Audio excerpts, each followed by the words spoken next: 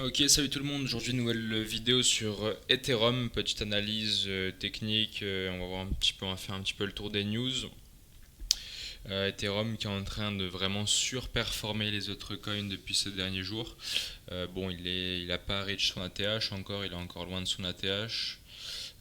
Son ATH qui était à plus de 4K, pour être exact, 4800 et quelques. Donc on en est encore loin comparé à Bitcoin qui a fait son ATH il y a encore quelques jours. Mais il a un chart super intéressant, il est super fort.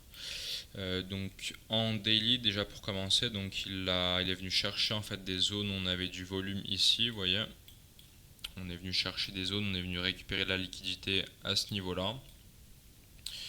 Et on peut voir qu'il y a un range qui s'est formé.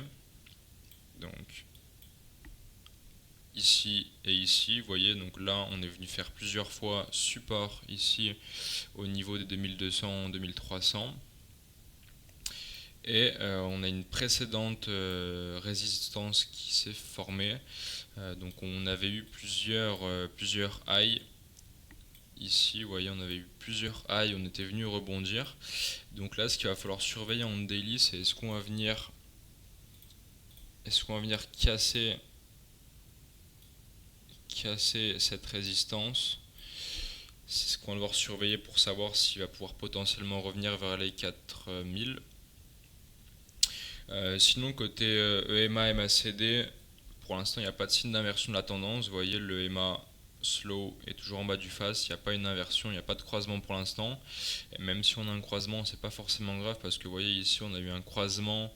On est revenu repasser sous la barre, on est repassé en négatif. Et pourtant, le prix, la range.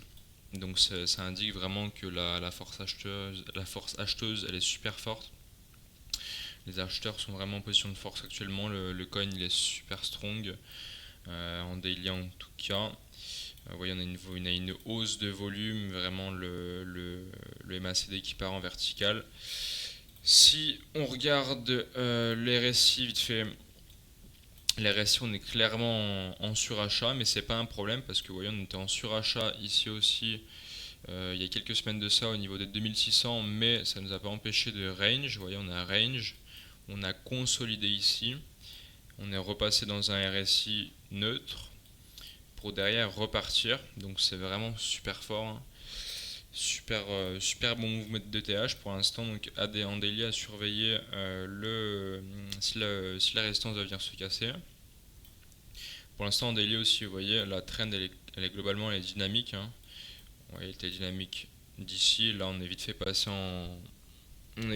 en tendance baissière, mais vraiment brièvement, environ 2 semaines, pour venir chercher de la liquidité à ce niveau-là. Vous voyez, on a pris la liquidité, on a fait des mèches super propres, on a pris la liquidité, vous voyez, pile ici, au niveau de 2200. Vous voyez, il y avait toute cette liquidité à récupérer, elle a été récup.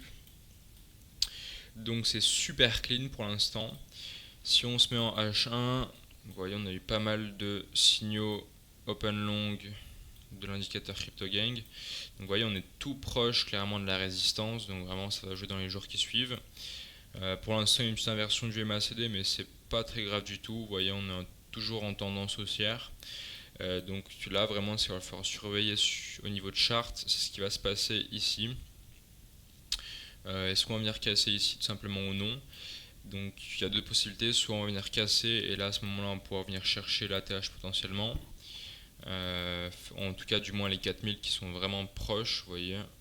On est allé chercher les 4000 fin décembre.